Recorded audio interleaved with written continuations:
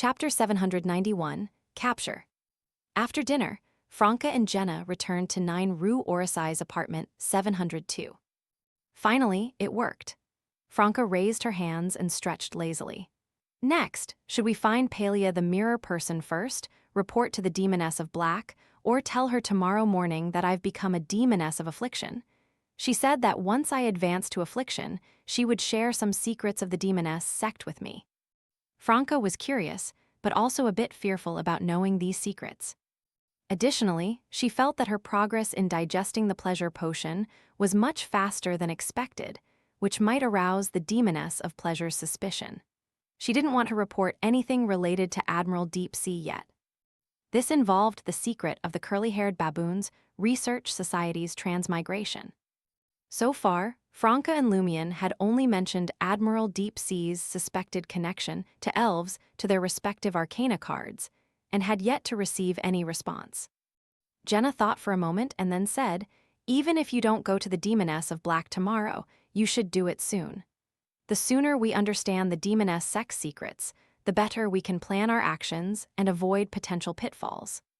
Understanding Franca's concerns, she added with a smile, "Just tell the demoness of black that Lumion has become a reaper, and he helped you digest the pleasure potion." Franca was taken aback. "That's true, but the way you put it doesn't feel right." "That's exactly the kind of misunderstanding we need," Jenna replied with a soft smile. She glanced out at the night sky and said, "Finding Palia should be enough with just you and Anthony. I want to visit Julian in Port LeSueur in the next few days. We haven't seen each other for almost 2 months, and I want to gauge his intentions, see if he really plans to return to Trier." Sure, Franca understood Jenna's concerns. Jenna nodded. "I'll go home tonight, pack some things for him, and try to leave tomorrow morning. The sooner I go, the sooner I can come back." There were plenty of steam locomotives and riverboats heading to Port LeSueur, so she didn't worry about not getting a ticket on the spot. After a brief conversation, Jenna packed her luggage, took her suitcase, and left the apartment. She hadn't followed Julian's instructions to cancel the lease on the Rue Pasteur apartment while he was away for his exchange program in Port LeSueur, saving money. She still occasionally stayed there, as if she had never left. Watching Jenna leave, Franca felt a pang of disappointment and muttered, "I was hoping we could celebrate tonight." She walked slowly back to her bedroom and saw that some of Jenna's clothes and belongings had been taken away. As she looked at the now tidier and cleaner bedroom, Franca seemed to understand something. She fell silent. She felt that the affliction potion had been somewhat digested. Chug, chug, chug. A cream-colored steam train with brass patterns sped along the tracks, heading towards the capital of Lemberg, Azshara, nestled among the mountains. Lumion sat in a second-class carriage, looking around leisurely.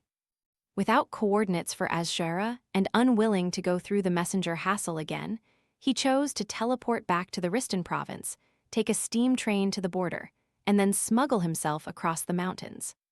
With pre-exchanged Lemberg currency, knowledge of black market traders and intermediaries, Lumion easily obtained new identification and bought a ticket to Azshara. Lemberg was a small country, so he would reach his destination by the evening. As Lumion observed, he noticed that Lemberg residents favored light-colored clothes and brass accessories, each carrying a book to read quietly during the journey. Even those who conversed did so in hushed tones. At stops, passengers were eager to help elderly people or those dressed as scholars, showing heartfelt respect. No wonder this is the land of the god of knowledge and wisdom, Lumion silently mused. Lemberg was a nation of single faith without a royal family, where the Church of Knowledge exerted strong control and influence over the country. Perhaps sensing his gaze, the young man next to him, holding a book, glanced at Lumion's Lemberg travel guide and asked with a low laugh, "Are you a foreigner?" He spoke in Lemberg, then switched to Highlander, Lonese, Intijan, and Fasak. Lumion was a bit surprised. A typical Lemberg second-class passenger knew so many languages. Moreover, it felt like the man was showing off. "Yes, I'm from Intis, and I speak Lemberg," Lumion replied cooperatively. "What's your name? It's impressive you know all the North Continent languages." The young man adjusted his light-framed glasses and smiled. My name is Salent, and I'm just a small company employee. Actually, once you learn one language from the North Continent, the others are easy. If you start with Ancient Fasak, it's even simpler. We Lembergers begin learning Ancient Fasak in our compulsory education. Salent's tone carried a hint of pride, almost looking down on other countries still plagued by illiteracy and people who didn't know foreign languages. In theory, yes, otherwise I wouldn't have mastered Highlander so quickly.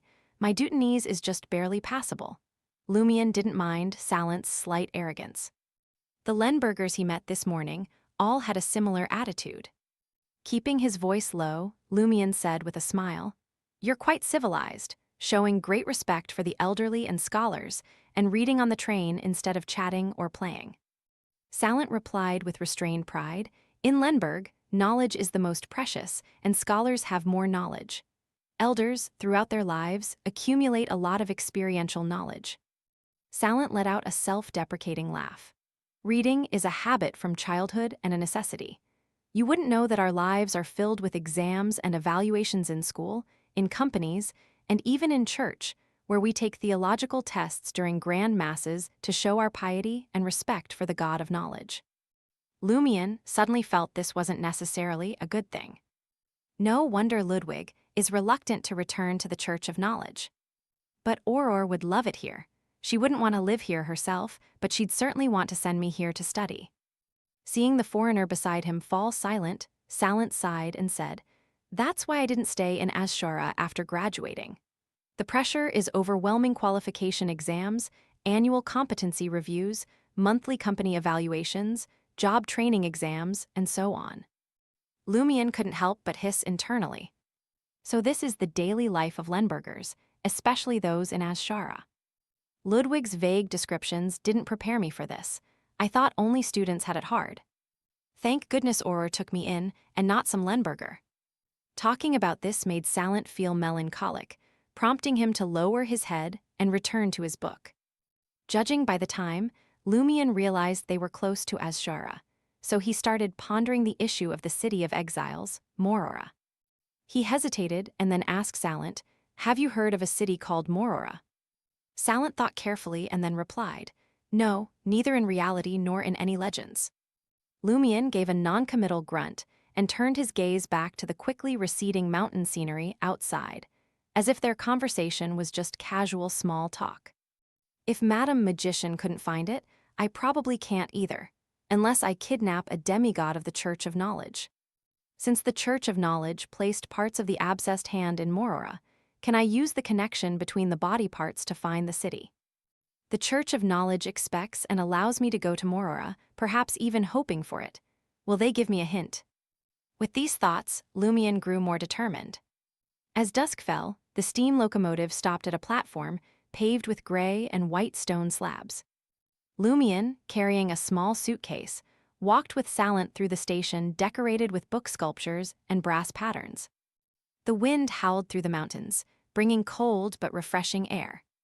As they approached the entrance of Azshara Steam Train Station, Lumian saw several clergy members from the Church of Knowledge in white robes trimmed with brass blocking the way, checking the documents of passengers. "What's going on?" Lumian asked. Salent glanced over and casually replied, "Routine exit checks, done alternately by the church and the government." "I thought they might randomly stop people to test their knowledge," Lumian joked. Salent turned his head sharply, eyes filled with fear, as if to say, "Are you a devil? Even the church bishops wouldn't think of that." Lumian shrugged and stepped forward to have his documents checked by the clergy. The elder leading the group scrutinized Lumian, glanced at his documents, then signaled to the others. Lumian was quickly surrounded by the clergy, all poised for action. The elder stared at him and said sternly, "We've found a wanted criminal. Take him away." Lumian raised an eyebrow. In a split second, he decided not to resist, extending his hands to let the clergy cuff him with silver handcuffs.